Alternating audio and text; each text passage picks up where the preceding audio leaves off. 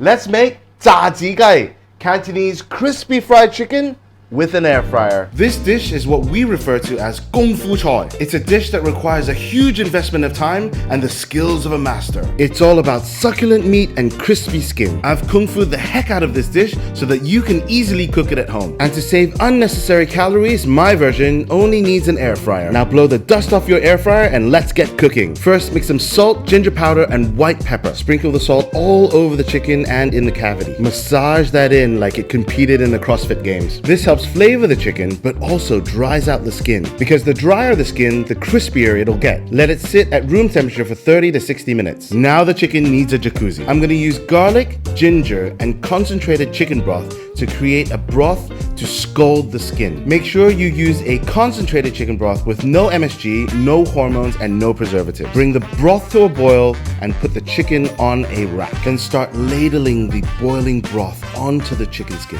What this does is it separates the skin from the fat and the flesh, and that creates space for the fat to render and the skin will crisp up on both sides. Don't dunk the chicken in the broth. If you do that, the flesh will cook and it'll become over dry in the oven. After the ginger garlic shower, use a fan to blow dry it. 10 minutes on each side should do the trick. Now we're gonna make a glazing mixture with golden syrup, red vinegar, Shaoxing wine, and a little bit of water. Traditional recipes use maltose syrup instead of golden syrup, but maltose syrup is not as easy to find and golden syrup works just as well. The combination of sugar and vinegar are commonly used to crisp up chicken skin, pork skin, duck, and goose. The vinegar helps tighten up the skin and the sugar helps caramelize it. Brush the mixture all over and continue to use the fan to air dry for another 20 minutes on each side. The skin will get firm and bouncy and it should be dried out without leaving any residue on your finger. To get restaurant quality, you need to put this uncovered in the fridge for at least 8 hours or overnight. Protect the tips from burning by wrapping them in foil. Preheat your air fryer at the maximum temperature for 5 minutes. Deep tissue massage,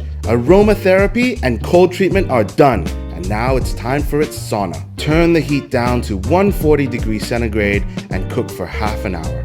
The condiment for this Kung Fu chicken is Hua Yim, Chinese seasoned salt. You can buy this in any Asian supermarket or you can make it yourself. Combine some fine salt, some white pepper powder, and 5 spice powder. Cook it gently in the pan until you smell the fragrance. Don't use a non-stick pan because this could scratch the coating. Now comes the part where I used 2 years to perfect. After it's cooked for half an hour, take some vegetable oil and brush it all over the chicken. Flip the chicken and put it on top of a small piece of baking paper. That will stop the cooked chicken skin from sticking to the grill. Turn the air fryer up to 160 degrees centigrade and roast for 10 minutes. Gently brush on another layer of oil and with tender loving care, flip it again and continue to roast for another 10 minutes. Now if you look carefully, you will see that the chicken fat has melted and it's frying the chicken from the inside. When you see this, you should know your Kung Fu is as good as my Kung Fu. Don't forget that every air fryer is different and you may need a little more time just to crisp up that chicken skin. When it's done, open the air fryer and let it rest for at least 8 minutes. If you take out the chicken and put it in room temperature too quickly, the crispiness of the skin will get attacked by condensation and it won't be as crispy. If that happens, don't worry. I have another Kung Fu technique for you. Cut the chicken and place it on a nice plate, and then right before you serve it, put it in a hot oven, and that will revitalize the crispiness in the skin. I want to thank you for watching and remind you that the full list of ingredients is in the description below.